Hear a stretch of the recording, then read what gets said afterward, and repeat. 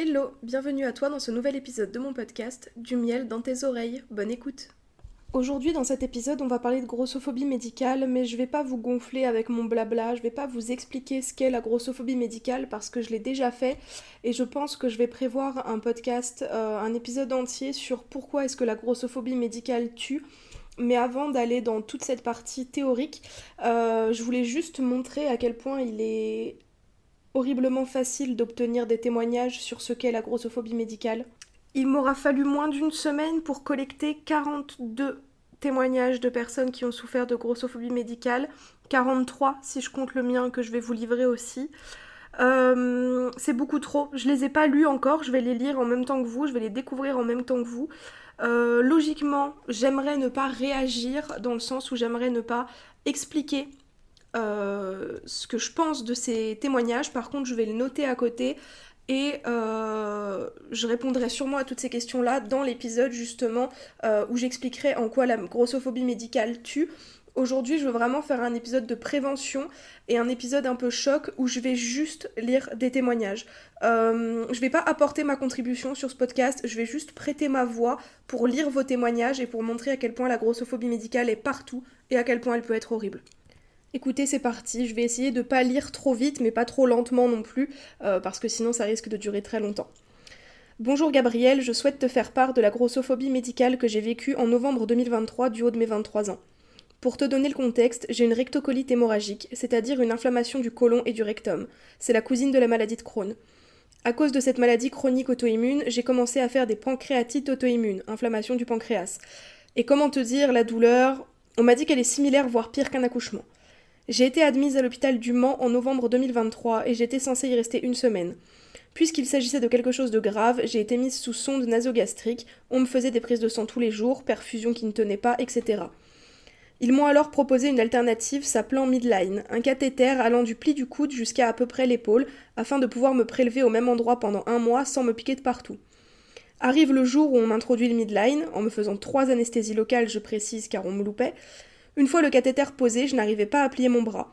Les heures passaient et je laissais mon bras tendu car j'avais très mal, avec un très très gros hématome, pas beau du tout. Pendant une semaine, impossible de plier le bras. J'ai le bras qui a doublé de volume, la main également. Je me suis plaint sans cesse pour qu'on me dise à chaque fois que c'était normal. Jusqu'au jour où on m'invite à retourner au bloc voir l'infirmier anesthésiste car ça semblait bizarre que j'ai toujours mal. Arrivé là-bas, l'infirmier anesthésiste passe une échographie sur mon bras, me signalant qu'il n'y avait aucune anomalie et que j'étais juste une femme balèze. Que mon bras était déjà gros de base. Finalement, je devais juste me taire et continuer de souffrir en ayant un traumatisme, celui que l'on ne me croit pas car je suis grosse et que mon bras était gros de base. Cela peut paraître ridicule, mais aujourd'hui je reste traumatisée par ce moment car ça m'a donné des séquelles. J'ai une thrombophlébite qui m'a causé des traitements et des problèmes au bras. Coucou Gabriel, je viens de voir ta story et j'ai décidé de partager mes expériences concernant les violences médicales que j'ai subies. Quand j'ai commencé mon parcours pour tomber enceinte, mon médecin traitant m'a prescrit une série d'examens, dont une échographie, afin de vérifier si tout allait bien au niveau de mes ovaires. Je me rends donc à mon rendez-vous chez l'échographiste. Dès mon arrivée, elle me dévisage et me demande pourquoi je suis là. Je lui explique que je débute un projet bébé et que mon médecin souhaite vérifier que tout est en ordre. Elle me fixe froidement et me répond « Oula, ça va être compliqué pour vous, mais installez-vous ». Elle commence par une échographie sur la vessie et me lance « Il y a trop de graisse, je vais devoir passer par le vagin ». Elle insère alors la sonde de manière brutale, me fait très mal avec ses mouvements et appuie très fort sur mon ventre. Heureusement, l'échographie montre que tout va bien. Une fois rhabillée, elle rédige le compte-rendu et me dit « Vous êtes trop grosse pour tomber enceinte, la PMA ou la FIV, ce ne sera pas possible pour vous et vos chances de devenir maman sont très faibles. Abandonnez cette idée ou perdez du poids, je vais vous prescrire une ordonnance pour consulter une diététicienne. » Je me suis effondrée après cette consultation, j'ai sombré dans une dépression. Heureusement, mon médecin traitant m'a rassurée en m'expliquant que cette femme était simplement grossophobe et que je pouvais devenir maman peu importe mon poids. Coucou, j'ai vu ta vidéo, du coup je me permets de t'envoyer un email. Ça s'est passé fin juillet 2024 et il faut savoir que j'ai perdu un bébé 2 mois avant, à 10 semaines. Je suis de nouveau tombée enceinte malgré un taux de bêta qui montait et descendait. J'ai eu rendez-vous avec un gynécologue pour me dire si la grossesse était bien viable. Il me fait une échographie, etc. Puis il me sort « J'ai du mal à voir avec l'épaisseur de votre ventre. Déjà, ça me met un coup. Puis on retourne dans son bureau et il me dit « Faudrait que vous perdiez un peu de poids pour favoriser l'ovulation. » Alors que de ce côté-là, je n'ai aucun souci, je tombe enceinte, juste que je perds les grossesses arrivées à un stade. Du coup, cette journée m'a tellement mis mal que j'ai préféré partir sans rien dire. Bonjour Gabriel, j'espère que tu vas bien. Aujourd'hui, je te partage mon histoire. Je m'appelle Marine et alors âgée de 17 ou 16 ans à l'époque, je décide de prendre un rendez-vous gynécologique pour prendre la pilule. Je faisais à l'époque 110 kilos et chaque midi au lycée, je me faisais un petit plat, la plupart du temps composé de pâtes ou de riz, petit budget oblige. Arrivé chez la gynéco, nous discutons de pourquoi je veux prendre la pilule, de quel âge j'ai, des bienfaits et également des effets secondaires. Jusqu'au moment où elle me dit très clairement qu'elle ne me donnera pas la pilule, tout simplement parce qu'elle ne veut pas que je devienne plus grosse que je ne le suis déjà. Elle me fait ensuite comprendre qu'il faudrait que je change mon alimentation pour manger plus de légumes. Je lui explique qu'il y a des légumes que je n'apprécie pas et que de toute façon je n'ai pas le budget pour acheter ces légumes. Je me suis littéralement fait engueuler et traiter de tous les noms, truie, vache, etc. alors que j'étais juste venue demander une pilule contraceptive. À ce jour, j'ai 22 ans et je n'ose pas aller chez la gynécologue par peur que chaque chose pour laquelle je me sois plaint soit justifiée par mon poids. Hello Gabriel, j'espère que tu vas bien. Je te fais ce mail suite à tes posts sur Insta et TikTok concernant la grossophobie médicale. J'ai vécu plusieurs expériences où la grossophobie a failli me coûter la vie, dont une pour une embolie pulmonaire il y a quelques années, mais je t'avoue qu'avec la peur de l'instant, mon cerveau a relégué ses souvenirs trop loin pour que je m'en souvienne assez bien pour témoigner. Je peux en revanche témoigner de la dernière en date, même si elle n'est pas mortelle, elle résulte tout de même d'un système dangereux pour les femmes, grosses et souffrant de TCA. J'ai mis du temps à trouver une gynécologue avec qui je pouvais me sentir à l'aise suite à une agression d'un professionnel, et après plusieurs échanges avec une médecin traitant, elle m'a donné les coordonnées d'une gynécologue qui, selon elle, était très bienveillante et très engagée sur ces problématiques. Ce fut le cas. Cette médecin m'a très bien prise en charge à ce niveau, avec le respect de mon corps, l'échange sur ce qui était ok ou non comme geste, les explications à chaque étape, etc., etc. Ce qui devrait être normal, mais on est toujours soulagé quand les choses se passent bien. Je suis donc super satisfaite, je me dis qu'enfin c'est la bonne, car je me suis jamais sentie aussi à l'aise. Enfin, aussi à l'aise qu'on puisse l'être avec les jambes incartées et avec son intimité dévoilée, mais aussi à l'aise avec mon corps gros face à une médecin, jackpot. Et là, j'arrive à son bureau et tout s'écroule. On reparle de mon diagnostic en cours, du SOPK, et elle se met à me donner des conseils non sollicités sur mon poids et comment en perdre. C'est vrai qu'en 27 ans de vie, je ne sais ni comment manger, ni ce qu'est le sport. Elle me fait quand même une ordonnance pour que je puisse prendre des médicaments qui me feraient perdre du poids. Pas une seule fois il y a eu des questionnements sur mon parcours, sur mon corps, mon ressenti, comment je vis avec. Une femme grosse est forcément triste et dégoûtée de son corps, elle veut forcément perdre du poids. Et puis surtout le consentement. Je pense que c'est ce qui me blesse le plus, me met le plus en colère pour mon cas ici, mais pour les personnes qui vivent ça également. La notion du consentement est toujours exclue pour une personne grosse. Elle veut forcément perdre du poids, elle est forcément d'accord qu'elle est en mauvaise santé et elle va consentir à tout ce qu'on lui dit de faire médicalement parlant. Actuellement, tout est ok. Je suis psychologue, j'ai fait un long travail sur moi, je suis donc en alerte sur ces sujets-là, sur les TCA, ainsi que sur ces questions psychologiques et sociologiques. J'ai donc pu gérer ce rendez-vous relativement bien, malgré le fait que j'ai eu du mal avec mon corps les heures qui ont suivi. Ces discours et comportements peuvent faire tellement de mal, je le vois chez mes proches, mais surtout chez mes clientes, qui subissent ces oppressions et violences sur tous les plans quasi, et surtout sur le plan médical. Nombre de personnes sont orientées sur une opération sans même avoir fait un travail de déconstruction sur ces questions, et beaucoup d'autres personnes se sentent juste en incapacité d'en parler par peur d'être à nouveau jugées, et contraintes parfois à faire des choses qu'elles ne veulent pas vraiment, et surtout ne leur font pas du bien. Voilà, on est loin d'un acte médical qui pourrait mener à un drame, et encore, quoique, si j'avais été fragile psychologiquement à cet instant, qui sait. En tout cas, c'est un témoignage de plus dans une mare qui fait la taille d'un océan. Bonjour, je te contacte suite à ta vidéo TikTok concernant la grossophobie médicale. Voici mon histoire, si tu veux, tu peux la lire dans ton podcast. J'ai dû aller faire un examen complet pour du travail. Le médecin généraliste me reçoit, et au moment où je suis rentrée dans la pièce, le médecin a dit « Oula, alors je vois déjà un gros problème ici, vous pesez combien, que mangez-vous, faites-vous du sport, je pense bien que non. » Je lui explique alors que je suis atteinte du SOPK, que je fais du sport, que je mange sainement mais que je n'arrive pas à maigrir. C'est alors qu'il me répond « Le SOPK n'explique pas tout, tu peux manger de la salade ou un McDo, ça te fera grossir, même à le regarder tu grossiras, donc arrête de manger, mets-toi au sport et tu maigriras, tu deviendras sûrement plus belle. Maintenant je t'invite à te déshabiller, on va regarder ça de plus près. » Bien entendu, je n'ai pas voulu et je suis partie en pleurant de son cabinet. Moi qui n'ai pas confiance en moi, depuis que je l'ai vu, c'est pire. Ces mots me trottent dans la tête, je n'ose plus aller voir un seul médecin, même quand je suis malade, même quand je dois faire des examens. Plusieurs gynécologues aussi que j'ai essayé d'aller voir pour essayer d'avoir un enfant, toujours les mêmes réponses, vous êtes trop grosse, nous ne pouvons rien faire, perdez du poids et revenez. J'ai 28 ans, je ne me soigne plus, avec aucun médecin, je n'ai plus espoir qu'un jour j'arriverai à avoir un enfant. Bonjour, désolée d'avance, je ne suis pas douée pour écrire des récits. Alors voilà, durant ma première grossesse, je me suis fait suivre par un centre périnatal de proximité et je dois aller faire mon écho du trimestre 1 là-bas.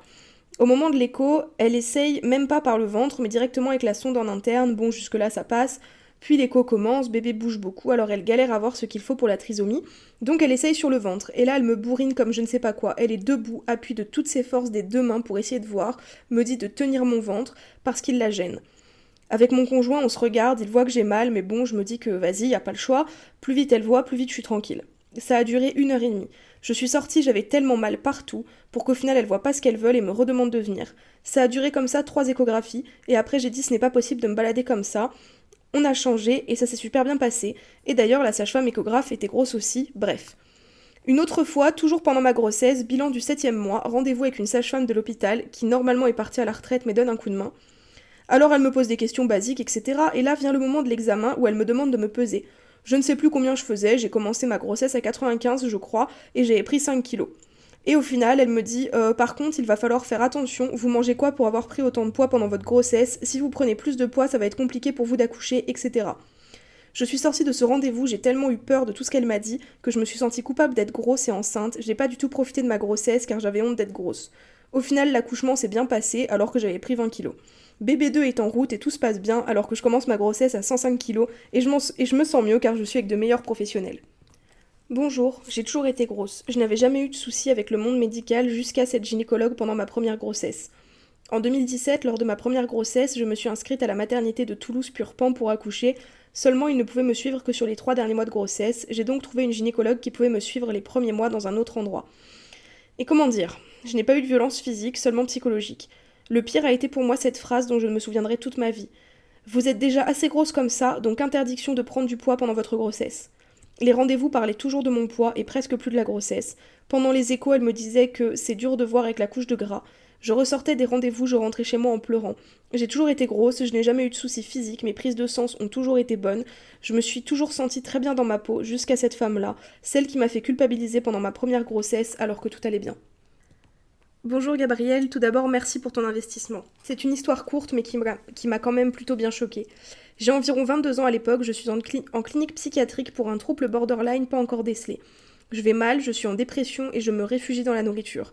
J'ai toujours eu des problèmes de dos, minimes mais accumulés c'est gênant. Scoliose, syphose, lordose, des problèmes de genoux. Toujours dans cette clinique, je demande à voir le médecin généraliste car j'ai vraiment mal dans le bas du dos, je dors très mal. Elle me demande de lever mon haut et là... Oh, mais vous avez vu votre ventre, c'est normal d'avoir mal au dos. Et voilà, c'est ainsi qu'elle conclut que si j'ai mal au dos, c'est parce que je suis grosse. Elle ne m'a même pas touchée, mis à part le ventre. Sauf qu'à cette époque, je suis très fragile, je ne pèse que 65 kilos et je suis très chamboulée. Aujourd'hui, je pèse presque 80 kilos et cette expérience me traumatise encore. Bonjour, tout d'abord merci pour tout ce que tu fais pour redonner confiance aux personnes avec leur corps. Je vais te raconter un de mes premiers rendez-vous chez les gynécologues qui m'a vraiment mis au plus bas. C'était au début de ma relation avec mon homme, mais forcément, on ne veut pas d'enfant tout de suite, donc je décide d'aller consulter un gynéco pour mettre en place un moyen de contraception. Je me suis assise dans la salle d'attente, le gynéco m'appelle, commence déjà à me regarder de haut en bas, je me sens très mal à l'aise. Arrivé dans la salle d'auscultation, continuant de me dévisager, me demande si je viens pour un examen de routine, car elle me dit que ça ne peut pas être pour autre chose. What? Excusez-moi, je suis obligée de réagir. Donc je lui dis que ce serait pour mettre en place un moyen de contraception, car avec mon copain on ne veut pas d'enfant, maintenant. Et là un blanc s'installe et elle me dit, vous venez vraiment pour ça? Donc ne comprenant pas tout de suite sa réflexion, je me répète, et là elle me sort, genre vous avez un copain? En montrant avec son doigt mon corps, et en se retenant de rire. Je suis restée choquée, j'ai pris mes affaires et je suis partie. What the fuck? Excusez-moi là, what the fuck? Je réagirai dans un autre épisode, je suis en train de tout noter.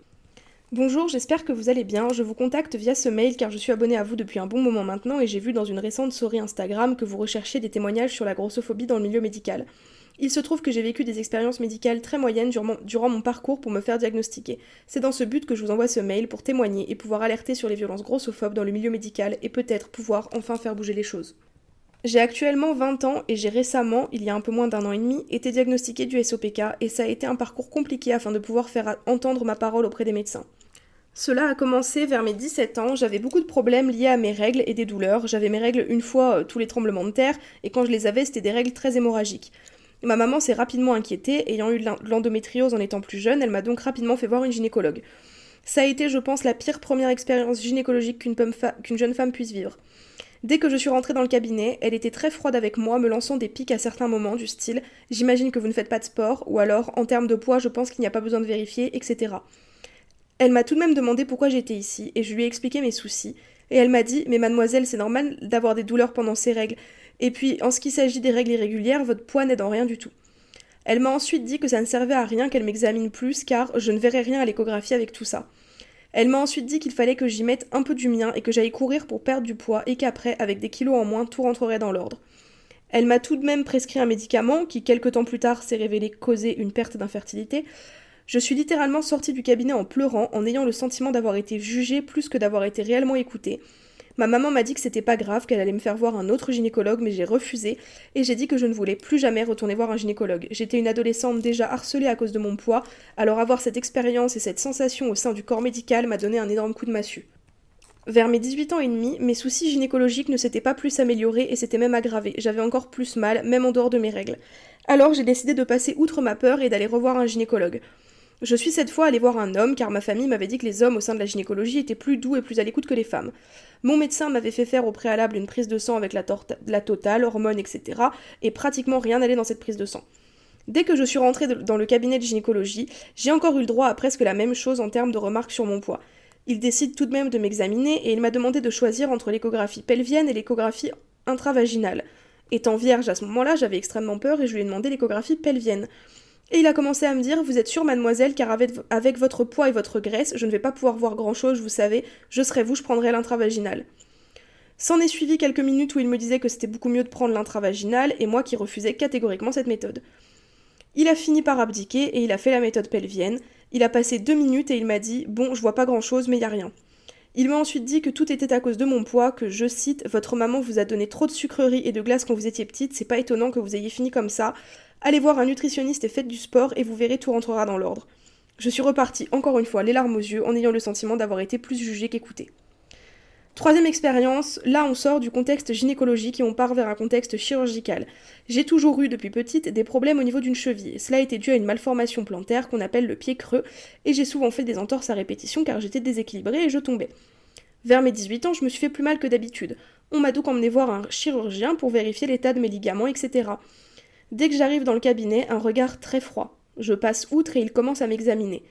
Dès le début, ce dernier me dit « Bon, de toute façon, c'est votre poids le problème, je pense que je pourrais rien faire du tout. » Il examine vite fait ma cheville et me dit « Il y a effectivement une instabilité, mais tout vient de votre poids, perdez du poids et vous verrez que vous n'aurez plus mal. » Il me redonne rendez-vous et j'y retourne 2 fois ensuite et c'est la même chose, malgré qu'à un moment, j'avais perdu des kilos.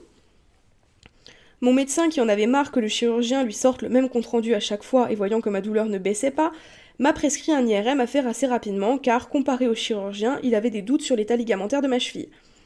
Je vais donc faire cet IRM et finalement les résultats tombent, j'ai une rupture complète du ligament et cela depuis un bon moment. Mon médecin traitant me dit d'aller revoir quand même le chirurgien, voir si son discours allait changer, sinon il me ferait voir un autre chirurgien.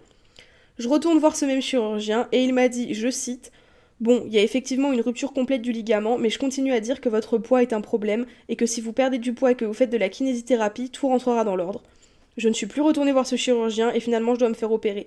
En mettant tout sur mon poids, à chaque fois que je le voyais, l'état de ma cheville n'a fait que se dégrader. Voilà toutes mes mauvaises expériences liées à mon poids au cours de ces dernières années. Je pense qu'elles m'ont marquée car j'étais assez jeune et qu'en étant jeune, on ne s'attend pas à recevoir autant de jugements lorsqu'il s'agit de notre corps et de notre santé, qu'elle soit physique et mentale. Bonjour Gabi, merci à toi de nous laisser l'opportunité de raconter nos histoires et de lutter contre la grossophobie. Voici une de mes anecdotes dans le milieu hospitalier. Quand on est enceinte, vers la fin de la grossesse, on fait normalement une prise de sang pour contrôler son taux de fer et s'assurer de ne pas être trop anémiée lors de l'accouchement. Le jour du contrôle, j'ai demandé à faire ce test car en plus d'être enceinte, je suis végétarienne et je ne voulais pas courir de risque. Une anémie lors de l'accouchement peut entraîner une grande fatigue, un risque accru d'hémorragie, une mauvaise récupération postpartum et dans certains cas des complications pour le bébé. On m'a répondu « Vous êtes bien portante, donc ce n'est pas nécessaire ». Visiblement, un simple regard suffit pour savoir si on est anémie ou non, à croire que cela a un lien avec le poids. Mais what? Salut Gabriel, pour le contexte, je suis militaire dans la gendarmerie et nous avons tous les 2 ans une visite médicale périodique. Nous remplissons un joli papier avec toutes les informations qui leur sont nécessaires, combien de cigarettes par jour, d'heures de sport par semaine, etc. Je vois un premier médecin, peser, celui-ci ne me dit rien, il m'emmène dans le bureau d'un second médecin qui m'évoque le sujet du poids soudainement pris. Je suis ronde mais sans plus, surtout une carrure assez athlétique de base, on me dit souvent dos de nageuse, sachant que je fais minimum 4 heures de muscu par semaine, 1m60 et 76 kg pour le contexte, bref. Celui-ci me demande comment ça se fait que vous ayez pris 13 kg en même pas 2 ans, expliquez-moi comment. À l'époque vous faisiez tel poids, vous étiez bien, là ça devient vraiment inquiétant, à savoir qu'avec mon poids de l'époque, on me demandait déjà de perdre car j'étais considérée en surpoids. Là, d'après l'IMC, vous êtes en obésité, va falloir perdre du poids si vous voulez continuer dans le métier, il n'y aura pas de retour en arrière sinon. Un de mes camarades a été mis inapte définitif à cause de son poids. Problème, je suis sujet à des TCA, du coup je mange quasiment que dalle depuis un mois. Un collègue littéralement en sous-poids d'après l'IMC, donc mauvais pour la santé si on suit la logique, est passé nickel, ils n'ont pas parlé du poids. Voilà, conclusion d'après eux, on ne peut pas être un bon personnel si on ne fait pas 50 kilos tout mouillé. Ce qui m'énerve le plus, c'est qu'on se donne du mal tous les jours pour ce boulot et on se fait cracher à la gueule gratuitement. Voilà, c'était pas un témoignage de fou, mais ça ne reste pas agréable en soi, surtout les inégalités sur le fait d'en parler qu'aux personnes en surpoids, mais pas celles en sous-poids. Bonjour Gabriel, moi c'est Léa, j'ai 42 ans et j'ai connu la grossophobie dans le domaine médical depuis mon adolescence, période à laquelle j'ai pris du poids. Mon premier souvenir d'une réflexion d'un médecin, c'était vers mes 14 ans, où ma mère essayait de se convaincre que je faisais de la rétention d'eau, et en parle au médecin qui lui répond en rigolant « Non, non, je vous assure, c'est pas de la rétention d'eau, là je peux vous assurer que si je la perce avec une aiguille, c'est pas de l'eau qui sort, c'est de l'huile. » Cette phrase s'est restée gravée dans ma tête, cette phrase et le ton qui allait avec, mais l'expérience, parmi tellement d'autres malheureusement, qui m'a le plus marquée, c'est celle que j'ai vécue pendant mon premier accouchement. J'avais 27 ans, c'était mon premier enfant et ma première grossesse, j'étais dans l'inconnu. Je suis quelqu'un qui a un fort caractère de base, mais là, en travail depuis la veille au soir, gardée à l'hôpital, du coup j'étais plus totalement moi-même. Donc voilà, j'étais à l'hôpital depuis la veille au soir, contraction, monitoring et tout ce qui va avec. Le matin, déboule dans ma chambre sans s'annoncer ni frapper, ce fameux gynécologue de garde que la réputation de connard précédait. Il entre brutalement, sans même me saluer d'ailleurs, avec son essaim de soignante derrière lui. Il émet un « bon, voyons ça » et soulève mon drap. Il lève les yeux au ciel et me demande de relever ma chemise de nuit. Bêtement, je m'exécute. Il se met à me palper le ventre avec une brutalité que je n'ai jamais connue chez un médecin. Je grimace et lui dis qu'il me fait mal, ça et les contractions, et il me dit « bah oui, mais… » en montrant mon corps. Je me tais, les larmes aux yeux, et il réplique « bon bah voilà, gros bébé !» Je le regarde étonné, et il me demande si mon gynécologue m'en avait parlé.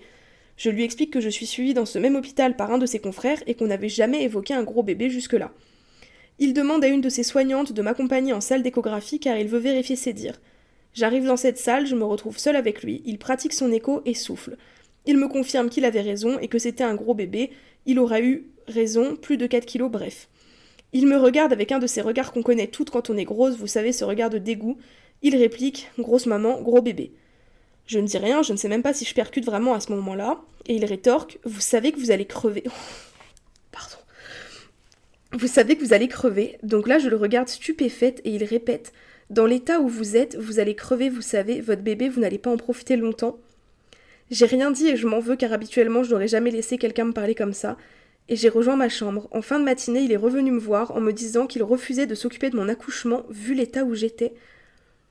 Je lui demande pourquoi, car je suis suivie là-bas, ma grossesse se passe très bien et je vais très bien, j'ai perdu 18 kilos, je n'ai aucune complication ni diabète de grossesse, et qu'à aucun moment mon gynécologue ne m'a dit que mon poids gênerait quoi que ce soit ici. Il m'a répondu en gros que pour lui c'était hors de question, que j'étais trop grosse pour qu'il s'occupe de moi. On va vous transférer ailleurs, je ne m'occupe pas de vous dans cet état. Je me suis mise à pleurer, il m'a fait une tape sur l'épaule et a quitté la pièce. Une de ses soignantes présentes s'est confondue en excuses comme si elle s'excusait du comportement de ce type. Elle essayait de me rassurer sur la suite. 2 heures plus tard, des ambulanciers étaient là pour m'emmener dans un pôle mère-enfant à plus d'1 heure et demie de chez moi. J'ai été bien accueillie là-bas, même s'ils ont eux-mêmes souligné que c'était un transfert abusif, que mon cas ne nécessitait aucune prise en charge particulière. L'équipe était sympa pour le coup, le travail s'est poursuivi, venu le moment de la pause de la péridurale, l'anesthésiste arrive, punaise, le même regard que ce foutu gynécologue. Il essaye de me piquer une première fois, il m'engueule parce que je sursaute lorsqu'il pique. Je prends sur moi, il repique et c'est bon, enfin je crois. Il part et les contractions sont de plus en plus présentes. J'explique que je sens tout, que la péri ne fonctionne pas. La sage-femme appelle l'anesthésiste, il revient, regarde son travail et me dit « j'ai piqué 2 fois, je ne repique pas une 3e fois, vous avez du gras, c'est pas de ma faute si ça marche pas, ce sera sans péri. » Et il se barre. J'ai donc accouché sans péridurale. Tout ça s'est très bien passé, c'est ce que je retiens, mais 15 ans après, j'ai toujours cette colère contre eux, leur méchanceté, leur mépris et leurs préjugés, etc., mais aussi de la colère contre moi de ne pas avoir réagi sur le coup. J'ai tiré des leçons de tout ça, car à mes grossesses suivantes, je ne me suis plus laissé faire. J'ai quand même écrit un courrier au directeur de l'hôpital où j'étais censée accoucher pour lui faire part du comportement et des propos de ce gynécologue. Il est clair que le monde médical est devenu hostile pour les gens gros, on n'est pas écouté, pris au sérieux, on lit à peine nos dossiers médicaux, la réponse à tout c'est « perdez du poids ». Coucou Gabriel, je t'envoie mon témoignage pour la grossophobie médicale. Je m'appelle Laetitia, j'ai 28 ans et j'ai subi de la grossophobie médicale il y a 5 ans maintenant. En 2018, j'ai consulté un gastro-entérologue pour des problèmes gastriques. Échographie apparemment rien, microcalcul dans la vésicule sans gravité, s'en est suivi fibroscopie, endoscopie, IRM, scanner, radio, la totale. Selon eux, rien d'alarmant malgré mes 4 grosses crises par mois qui me conduisaient aux urgences à chaque fois. J'étais sous acupan pour supporter les douleurs, je ne mangeais plus rien par peur de faire des crises, et à chaque fois c'était « oui mais vous êtes en surpoids, c'est à cause de ça, arrêtez de manger gras, c'est dans la tête ». J'ai pris le taureau par les cornes, je savais que mon corps était en alerte. J'ai consulté un autre gastro-entérologue qui m'a refait une fibroscopie et endoscopie. Résultat, beaucoup de mini-calculs dans la vésicule et à chaque crise, il se déplaçait. Rien à voir avec mon poids ni mon alimentation. Il voulait m'opérer 15 jours après parce que la moyenne est de 1 à 2 crises par mois. J'ai été opérée 1 mois après en septembre 2022 et depuis je revis complètement. Il m'a fallu 4 ans de bataille pour enfin me faire enlever cette foutue vésicule, mais j'ai réussi. La grossophobie tue et elle aurait pu me tuer si mes calculs avaient migré. Bonjour Gabriel, merci de nous permettre de nous exprimer sur les grossophobies médicales. Je viens apporter mon témoignage en tant de personne grosse dans le milieu médical. Je suis belge, donc milieu médical belge et à la campagne. Il y a 2 ans, nous lançons le projet bébé avec mon compagnon. Après plusieurs mois d'échecs, je décide d'aller voir une gynécologue. Nous n'en avons pas à l'appel dans ma région. De plus, elle est spécialisée dans l'infertilité. Super. J'arrive là-bas, je lui explique mon cas et je lui demande s'il est possible d'avoir, qui sait, un petit complément alimentaire pour nous aider. Elle ne m'a pas écoutée et elle m'a dit d'aller m'asseoir pour m'ausculter. Elle me dit directement « Combien pesez-vous » Je lui dis mon poids de 110 kg et elle poursuit « Vous êtes sûre de ça ?» Je lui dis oui. Elle me fait monter sur la balance et elle me lâche « Ah oui, on aurait dit plus ». Elle me demande ma taille, nous retournons nous asseoir, elle regarde son écran et continue par « Vous vous rendez compte que votre IMC est énorme, ça ne vous aide en rien pour la conception d'un bébé ?» Je lui explique que je suis en très bonne santé et qu'elle peut consulter mon dossier médical. « Je ne saurais pas vous aider avant que vous perdiez 10 kilos. » Elle me regarde et continue « 20 même, cela serait mieux. » De là, elle me conseille une diététicienne qui, comme par hasard, travaille en collaboration avec elle. Je suis rentrée dans ma voiture en pleurs, j'ai toujours été grosse, ça m'a toujours complexée, et il faut savoir que ça faisait 1 an que je m'acceptais telle que je suis et que j'étais super bien dans mon corps. À partir de ce moment, j'ai perdu toute confiance en moi et j'ai commencé à me détester, car j'avais l'impression que c'était de ma faute si je n'arrivais pas à avoir un bébé. Je me suis sentie obligée d'aller chez la diététicienne pour que cette gynécologue m'aide. Au final, j'ai été chez un autre spécialiste qui m'a donné des compléments alimentaires pour l'ovulation, et je suis tombée enceinte le mois suivant. Mon poids n'était pas le problème. Bonjour, je viens vous parler de ce que j'ai subi durant ma grossesse suite à mon poids. Premièrement, je suis passée de 90 à 140 kg en 3 ans à cause de la maladie, des traitements en tout genre, etc. Avec mon conjoint, nous cherchions à avoir un enfant. Les médecins m'ont clairement dit que tant que je serais dans cet état-là, je ne pourrais pas avoir d'enfant naturellement. Du coup, il fallait que je prenne rendez-vous pour une PMA, mais avant ça, je devais perdre du poids. Chose qui pour eux était si simple à faire. Finalement, j'ai réussi naturellement, mais la grossesse a été un enfer médicalement parlant. Déjà, dès la première échographie, donc l'écho de datation, la dame m'a dit sans gêne, je ne peux pas voir le bébé correctement, il y a trop de graisse. Ensuite, plusieurs petits pics sur le poids aux examens. Vu votre poids, vous allez sûrement faire du diabète gestationnel, vous allez sûrement faire un très gros bébé, etc., etc. Eh ben non. Arrivé à mon 8e mois de grossesse, vient le rendez-vous anesthésiste que j'essayais de prendre depuis mon 4e mois. Finalement, l'équipe d'anesthésistes décide de ne pas me prendre en charge car poids trop élevé pour eux. Ils me dirigent donc dans une autre maternité qui, eux, me disent « Vu votre poids, c'est césarienne obligatoire et pas la césarienne habituelle en dessous du ventre, ce sera en dessous du nombril de haut en bas car sinon avec votre ventre ça va frotter. » Je leur demande pourquoi césarienne obligatoire, pourquoi je ne peux pas accoucher ma fille naturellement. Et là on me dit « Vu votre poids, cela peut être trop dangereux, vous pouvez écraser le bébé, elle peut rester coincée dans votre bassin qui est lui-même écrasé par le poids et la faire mourir. » Suite à ça, j'ai fait un suivi psychologique que je continue actuellement car je ne peux plus me regarder. Le principal, c'est que ma fille va très bien, petite crevette de 3,5 kg née le 27 décembre 2024. Félicitations. Coucou, voilà mon petit témoignage, je pense que c'était de la grossophobie. Un jour, je vais voir une endocrinologue, problème de pilosité, je pensais. Elle me demande tous mes antécédents médicaux. J'ai une tendinopathie de la coiffe, faut arrêter les glaces en dessert pour maigrir un peu. Bref, elle me coupe la parole, pas le temps de finir ma phrase. Alors que ma tendinopathie est liée à un accident de scooter des années avant, et surtout je vois pas le problème entre bras et poids. Elle ne sait pas ce que je mange ou pas. De plus, à l'époque, j'avais un IMC en simple surpoids, pourtant, maintenant, obèse, que dirait-elle ? Mais que ça soit grossophobie ou autre réflexion sur X ou Y sujet, on a parfois plus du tout envie d'aller se faire soigner. Salut Gabriel, je m'appelle Célia, j'ai une RCH, rectocolite hémorragique, et j'ai dû faire une IRM du foie. Première constatation, les machines pour les IRM sont vraiment petites. J'ai galéré pendant des heures pour trouver mon rendez-vous jusqu'à ce qu'on me parle des IRM ouvertes. J'ai appelé pour prendre rendez-vous, mais dans le cas des cholangio-IRM, Il y a des dimensions à ne pas dépasser pour pouvoir la faire, et la personne au téléphone m'a donné les dimensions et m'a dit le plus normalement du monde, si vous ne rentrez pas dans ces dimensions, il faudra penser à contacter un vétérinaire pour faire votre examen. Oui, tu as bien lu, un vétérinaire. Waouh. J'ai été profondément choquée et je n'ai pas mangé pendant 48 heures à la suite de cet échange. Ça, c'est la dernière expérience, mais évidemment, j'ai connu la gynécologue qui te pèse à tous les rendez-vous et qui te dit à chaque fois, vous ne faites aucun effort, madame, pensez à maigrir, vous n'arriverez jamais à avoir des enfants comme ça. Alors que je répète sans cesse que de toute façon, je ne veux pas d'enfants. Ou alors les radiologues qui te regardent de haut en bas en soupirant et qui te tiennent quand tu montes sur leur machine, car je cite, il faut faire attention, madame, quand même. J'ai aussi eu le droit à un ORL qui, pendant un rendez-vous basique, m'a dit droit dans les yeux, vu votre physique, on va faire un test d'apnée du sommeil parce que là, c'est sûr que vous en avez. Manque de bol pour lui, je ne fais pas d'apnée du sommeil. Ils ont quand même du culot, hein. Hello Gabriel, j'espère que tu vas bien. Tout d'abord, je vais te raconter mon anecdote, la première fois chez un gynécologue et la dernière depuis. Alors voilà, mon histoire commence il y a 2 ans, j'avais 18 ans. J'ai rencontré mon premier amour cette année-là, donc j'ai décidé de consulter un gynécologue pour avoir une contraception car nous avions décidé de consommer notre amour. Il faut savoir que je n'ai plus mes parents, donc j'ai dû me débrouiller seule pour prendre un rendez-vous, je n'avais aucune idée de ce qu'il allait se passer, je n'ai eu aucun conseil de ma maman comme beaucoup de filles ont eu. J'ai pris rendez-vous avec un gynécologue dans l'hôpital de ma ville. Voilà, ce fameux jour arrive, je suis dans la salle d'attente, et là, un homme âgé d'environ 30 ans arrive, il prononce mon nom et nous rentrons dans la salle. La salle était toute blanche, aucune décoration ni rien, donc déjà ça, je n'étais pas très à l'aise. Il me demande pourquoi je viens, etc. Donc j'explique que c'est la première fois que je prends l'initiative de voir un gynécologue, et surtout en ce moment, vu que j'ai un copain et qu'on aimerait être protégé. Il me regarde d'un coup et me répond « Vous avez un copain, vous, vu comment vous êtes ?» Il faut savoir que je suis en surpoids, voire même en obésité, car je souffre de crise d'hyperphagie et que je comble la mort de mes parents avec la nourriture. Donc toute gênée, je lui dis que oui, j'ai un copain et que j'aimerais avoir une contraception. Ensuite, il me dit qu'on va passer à l'examen. Je ne savais pas du tout que je devais me déshabiller devant lui, donc j'étais un peu gênée. Il me pose le bâton pour me faire l'échographie au ventre pour voir si tout va bien, et là il me dit « Oh là, il y a beaucoup de graisse.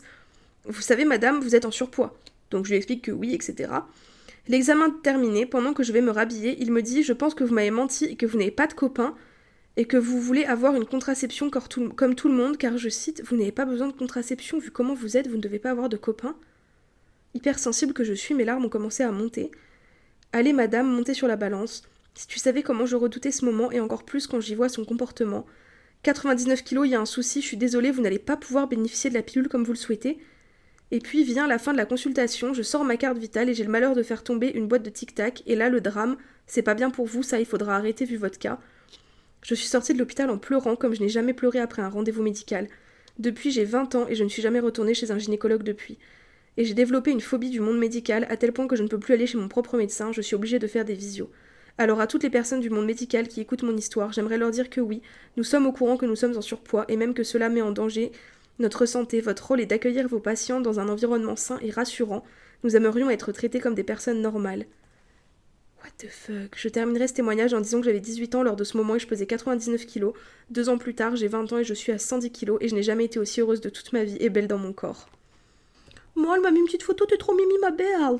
Salut Gabriel, mon médecin traitant actuel, je suis arrivée sur Grenoble en 2021, je ne suis pas originaire d'ici donc je n'avais pas de médecin traitant. Une connaissance m'en a conseillé un en m'avertissant qu'il avait parfois des propos limites mais que c'était pour plaisanter. Premier rendez-vous avec ce fameux médecin, j'avais un problème au pied depuis quelques mois, errance médicale donc impossible de faire voir mon pied. Il me fait faire une échographie, on découvre ce que j'ai, je retourne le voir car le radiologue me dit que là c'est arrêt immédiat, donc quand je retourne le voir il me dit que en effet arrêt immédiat, et je commence à me dire que dans mon cas vu que je suis grosse, ça prendra du temps pour se remettre. Il commence à me dire que dans mon cas, vu que je suis grosse, ça prendra du temps pour se remettre.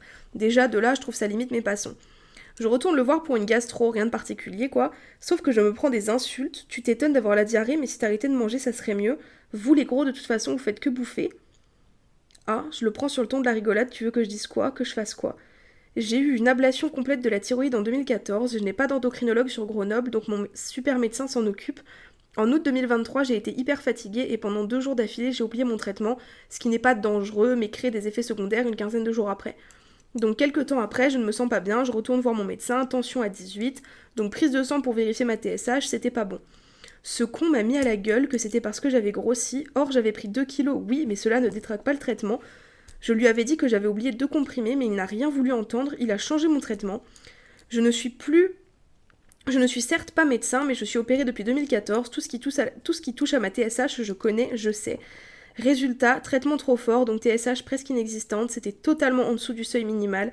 J'ai dû voir un médecin en visio pour qu'elle s'inquiète et me donne un traitement sous-dosé pour la faire remonter. C'est dangereux, oui, d'être en dessous des normes. J'ai passé 1 an et demi à galérer avec mon traitement. Ça fait depuis septembre 2024 que le dosage est enfin redevenu à la normale. J'ai rendez-vous avec un vrai endocrinologue. Pendant tous ces problèmes, je lui avais dit que ça jouait sur mes humeurs, que j'allais pas bien, que en plus, au tout début d'année 2024, j'étais encore sous pilule et que les deux combinés c'était insupportable. Il m'a dit « Oh bah tu peux arrêter la pilule de toute façon, avec ton poids, je suis même pas sûre que tu puisses tomber enceinte. » Depuis tout ça, j'évite d'aller le voir. Pour une infection urinaire, je vais en pharmacie pour avoir le traitement. Si je suis malade, c'est visio. La dernière fois que je l'ai vu, c'était en octobre pour un arrêt d'1 semaine parce que j'avais le Covid. Mais quand je peux, je n'y vais pas et pour trouver un médecin, c'est très compliqué. Voilà, d'après lui, tous mes problèmes sont liés à mon poids. Je suis grosse, ci et ça. Je te joins d'ailleurs des avis Google sur ce médecin, qui est d'ailleurs aussi nutritionniste. Hello, j'ai un tout petit témoignage de grossophobie dans le cadre de la maternité. Je ne sais pas s'il sera pertinent ou pas. J'étais enceinte de mon deuxième enfant, tout début de grossesse, et comme j'avais subi des violences obstétricales avec une naissance surmédicalisée pour mon premier enfant, je voulais accoucher en maison de naissance pour cet enfant-là. Je me présente à un entretien qui ressemblait en fait à un entretien d'embauche. On me demande mes antécédents, ma taille, mon poids. À l'époque, je réponds que je fais 1m70 pour 77 kg. On est bien d'accord que ça n'a rien de gros, mais quand même considéré comme du surpoids si on se fie à l'IMC. Et le gars me demande sans pression, d'accord, c'est la grossesse ou... Sous-entendu, vous avez déjà pris du poids ou vous êtes tout le temps grosse. Je n'avais pas du tout pris de poids, c'était vraiment le tout début de la grossesse. Au fil de la discussion, il me demande aussi mes antécédents psy, donc je lui explique que j'ai des légers troubles de l'humeur. Et il en profite pour me dire qu'en maison de naissance, on cherche des mamans parfaites car il y a peu de place. Et j'ai donc été refusée dans cette maison de naissance pour un mélange de raisons discriminatoires dont le surpoids et la psychophobie. Ça m'a mis un gros coup au moral, j'en ai chialé plusieurs jours et ça m'a demandé un travail énorme de préparation mentale pour retourner accoucher dans un lieu qui m'avait traumatisée. What the fuck? What the fuck? Mais qui fait ça? Mais vraiment, comment ne pas les détester? Ok, je vous ai lu les 20 premiers témoignages, je vais lire les 20 autres dans un autre épisode, parce que ça fait déjà presque 40 minutes. Franchement, je suis choquée. Genre, je connais la grossophobie médicale, j'ai vécu la grossophobie médicale, hein, mais là... Genre, je suis choquée, je suis choquée. De la patiente qui n'a pas été écoutée, vu qu'elle est grosse, on s'est pas occupé d'elle, on n'a pas voulu voir le problème, sauf qu'au final elle a des séquelles. Des mauvais échographistes qui vous font mal, qui vous forcent à faire des échographies endovaginales. Alors bien sûr, quand on a un gros ventre, peut-être que c'est plus compliqué pour voir, mais c'est pas une raison pour vous faire mal en fait. C'est pas une raison pour se mettre debout sur votre ventre pour appuyer avec l'appareil. Enfin, c'est horrible. Dire à une patiente que de toute façon elle a pas d'ovulation alors que c'est pas le sujet, bah ouais mais on s'en fout, on parle pas de ça en fait. On parle pas d'un manque d'ovulation éventuellement lié à mon poids, enfin la patiente te dit qu'elle a pas de problème d'ovulation, elle est enceinte, elle veut juste savoir comment faire pour ne pas faire une fausse couche et toi tu lui dis non mais t'es trop grosse pour ovuler. Mais sérieux, est-ce que c'est normal de ne pas écouter les patientes à ce point-là? Enfin moi ça me choque. Le fait de pas faire de prescription parce que la patiente elle risque de grossir avec la pilule. Excusez-moi, mais je suis sûre que c'est le même genre de gynéco qui veut pas faire d'IVG après parce que non, moi je suis objecteur de conscience. Donne la contraception aux jeunes filles qui te la demandent en fait. On s'en bat les couilles qu'elles prennent du poids ou pas. Donne la contraception. Propose une autre contraception. Enfin, c'est quand même le job d'un gynéco de proposer des contraceptions adaptées à chaque patient. Tu peux pas juste lui dire non, ciao, je m'occupe pas de toi. Enfin, ça devrait être illégal. Dire d'arrêter de manger. Quel médecin dit à un patient d'arrêter de manger ? Quel médecin, quel soignant, quel humain dit à quelqu'un arrête de manger? Manger, c'est vital. C'est comme respirer, c'est comme faire pipi, c'est comme dormir. C'est vital. On en a besoin pour vivre. Si vous ne mangez pas, vous mourrez. Je comprends pas comment on peut dire à quelqu'un arrête de manger. Les violences physiques avec le mauvais échographiste, mais ça me choque, enfin, c'est hyper violent. La personne n'a pas à te faire mal, ça peut être douloureux, ça peut être désagréable, il y a des actes médicaux qui sont pas une partie de plaisir, mais il y a des limites, il y a vraiment des limites, il y en a, tu vois, qui font ça pour te faire mal, quoi. Il y en a qui créent des problèmes là où il y en a pas, le refus d'ausculter. Comment ça, tu veux pas ausculter une patiente parce qu'elle est grosse ? Parce qu'on rappelle que ça implique des retards de diagnostic, voire des absences de diagnostic, et que ça, c'est mortel. Refuser un diagnostic, reculer un diagnostic, c'est dangereux. Or pareil, les insultes physiques, le refus d'ausculter, le retard et l'absence de diagnostic, le refus d'analyse, On diagnostique le taux de fer en voyant quelqu'un maintenant. Bah attendez, madame, vous êtes rousse quand même, les rousses ils sont pleins de fer. Non mais, est-ce que... Enfin, ça impacte la mère, ça impacte le bébé, ça va impacter l'accouchement, ça va impacter tout le personnel médical qui va devoir s'occuper d'une patiente qui fait potentiellement une hémorragie interne ou une anémie. Et on te dit non, non, moi, on va pas faire la prise de sang, de toute façon vous êtes grosse, c'est bon, vous avez pas de problème de fer. Mais ça va pas la tête. Je suis choquée. La gendarme qui se retrouve face à des doubles standards, des menaces et de l'abus de pouvoir. Bah oui, parce qu'après tout, les gens maigres, on s'en fout, c'est pas dangereux pour leur santé, c'est bien connu. Alors que si, parce qu'on le rappelle, ça peut être dangereux pour la santé d'être trop maigre comme d'être trop gros. Ça peut être dangereux pour la santé. Ça veut pas dire que tous les maigres sont en mauvaise santé. Tous les gros ne sont pas en mauvaise santé. Mais cette espèce de double standard, comme quoi t'as le droit d'être maigre mais t'as pas le droit d'être gros, et puis c'est quoi cette espèce de menace là? Ah bah si vous êtes encore gros, vous allez être inapte, tant pis, vous allez perdre votre travail. Mais ça va pas ou quoi? Surtout si t'es sportive, on s'en bat les couilles. Si t'es sportive et que t'es musclée, t'es apte à faire ton taf, que tu fasses 77 kilos ou 90, c'est d'une violence, vraiment, je comprends pas. Encore une fois, des mises en danger avec l'histoire des calculs. Oh, t'as des calculs, c'est mortel, mais c'est pas grave, on va dire que c'est à cause de ton poids, on va pas s'occuper de toi. Quand on vous dit que la grossophobie médicale tue, c'est ça qui tue. C'est le fait de ne pas soigner les personnes grosses parce que, c'est son poids, ne nous en occupons pas. Alors, l'infantilisation et l'accusation de mensonge, celle-là, on me l'avait jamais faite. Je vous avoue que ça me choque énormément qu'un médecin puisse dire à une patiente non, mais de toute façon, vous avez pas de copain. Vu votre corps, là, c'est pas possible que vous ayez un mec. Mais qui t'a demandé ton avis même? Qui t'a demandé ton avis? Ça me choque, mais c'est d'une violence. Je ne comprends pas comment on peut faire ça. Enfin, couper la parole, diagnostiquer par le poids, les machines qui sont inadaptées, les accusations de mensonges encore, les refus de traitement, les refus de traitement, les refus de traitement, l'absence de diagnostic, le refus de diagnostic, le refus d'ausculter. C'est d'une violence, ça me choque. Et pourtant, je connais la grossophobie médicale, je sais ce que c'est que la grossophobie médicale, je sais qu'on y est toutes confrontées. Mais à ce point-là, ça me sidère. Vraiment, ça me sidère. J'ai déjà fait un épisode sur la grossophobie, sur ce qu'est la grossophobie, sur ce qu'est la grossophobie médicale, mais je vais faire un épisode sur pourquoi la grossophobie médicale tue. Vraiment, je vais en faire un épisode entier. Et sachez que vous n'avez rien à vous reprocher, d'accord? Ni les femmes à qui on a dit qu'elles étaient trop grosses pour avoir un bébé, ni les femmes à qui on a dit qu'elles étaient trop grosses pour travailler, ni les femmes à qui on a dit qu'elles étaient trop grosses pour avoir un copain, c'est pas vous qui êtes en tort, d'accord? Dans tous les témoignages que j'ai reçus aujourd'hui, il y en a aucun où je me suis dit ouais, elle abuse, hein. Non, vraiment pas. Vous n'avez rien fait de mal. Je sais qu'on peut porter plainte contre les médecins comme ça, qu'on peut les dénoncer à l'ordre des médecins, alors c'est très compliqué, c'est long, c'est difficile, moi je l'ai pas fait, voilà. Vous pouvez mettre effectivement des mauvais avis sur Google aussi aux médecins qui sont grossophobes. Faut qu'on arrête de fermer notre gueule, hein. En 2025, on arrête de se taire, hein. Moi, je vous le dis, quand j'ai rendez-vous avec un nouveau médecin et que je ne le connais pas et que j'ai peur, j'enregistre ma consultation. J'enregistre l'entièreté de la consultation, comme ça, si jamais il y a des propos grossophobes, bah j'ai la preuve. C'est tout con, hein, mais au moins j'ai la preuve s'il y a eu des propos grossophobes. Ça me servira à rien parce que j'ai pas le droit d'enregistrer quelqu'un à son insu. Mais au moins j'ai la preuve. Les gens me croiront, les gens m'écouteront, et moi-même je pourrai réécouter après pour être sûre que j'ai bien entendu ce que j'ai entendu. Tu vois? D'ailleurs, il faut que je vois si j'ai gardé l'enregistrement de mon dernier rendez-vous chez l'endocrino, et si oui, il faut que je modifie pour modifier sa voix, et il faut que je vous le fasse écouter. Parce que c'était d'une violence. Sur ce, je vais vous laisser. On se retrouve la semaine prochaine pour la partie 2 des témoignages et la semaine encore d'après pour l'épisode sur ce qu'est la grossophobie médicale et en quoi la grossophobie médicale tue. Je suis désolée de vous le faire en 3 parties, espacées d'une semaine à chaque fois, mais comme vous le savez, je suis en vacances en ce moment, donc je vous avoue que je profite un petit peu de pouvoir faire plusieurs parties pour vous faire attendre tout en continuant à poster, tout en profitant de mes vacances. J'espère que vous ne m'en tiendrez pas rigueur. Je vous dis à bientôt pour un nouvel épisode de mon podcast Du miel dans tes oreilles, et je le rappelle, vous n'êtes pas coupable.